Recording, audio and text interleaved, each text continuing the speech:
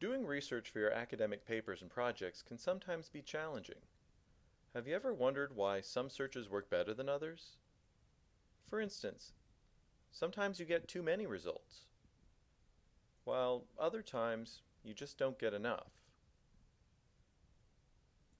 And let's not even start on those times when none of the results seem to be what you want. Maybe the problem is with the keywords you're using for your search. Keywords are words or phrases that describe the information you need. You'll find that some words will often work better than others, so it's a good idea to consider all possible keywords before searching. For instance, if you're doing research on Earth, you might look at related terms, such as world or globe. You could look at broader terms like planet, sphere, or oblate spheroid. And finally, you might look for narrower terms like North America or South America. You'll notice that some keywords are more effective than others, so sometimes it's important to eliminate ones that might be too general, such as sphere or oblate spheroid. Now, this is great if you're doing a simple search about the Earth, but what about that final paper you need for class? The good news is that this same process can be applied to more complex research topics as well. Instead of using an object like the Earth, you begin by writing out your research question or thesis statement. Writing it down is an important step because it makes you commit to the topic and really decide what you want to research. Many student topics look like this. I want to write something about how air pollution from factories and cars is adding to the global warming. Oh, and also cutting down the rainforest. And what can be done to stop it? Notice that this topic has a lot of parts and goes in a lot of different directions. What would be better is if we were to break out 2 or 3 sub-questions that we could answer. For instance, how does air pollution affect global warming? How does cutting down the rainforest impact global warming?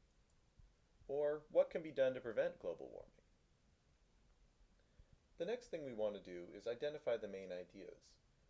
We're not going to do this with every question at once. Instead, we will look at questions individually.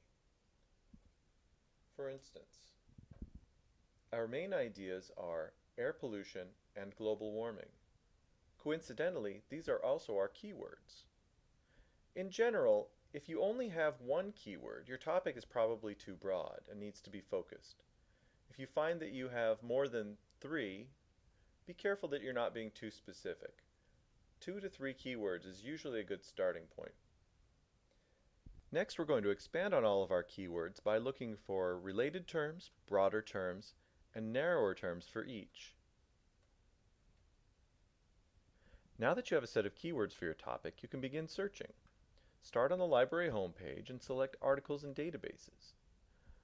Next, choose a subject that most closely matches your information need, in this case, environmental science. You'll get a list of databases to choose from, including Greenfile, which is a great place to get started for environmental science research. On the following page, you'll start by entering your first search term, air pollution. Notice that this search brought back over 47,000 articles. We need to find a way to narrow down our results. A good way to do this is by adding quotation marks around our keywords, especially if they are phrases, like air pollution or global warming. Next, we'll add any additional keywords, one at a time, reviewing our results to make sure that they are in line with what we're looking for. If you find that the results aren't quite what you're after, adjust your search as necessary using your other keywords to get the best results. If you're having trouble with searching or even choosing your keywords, just ask a librarian for assistance.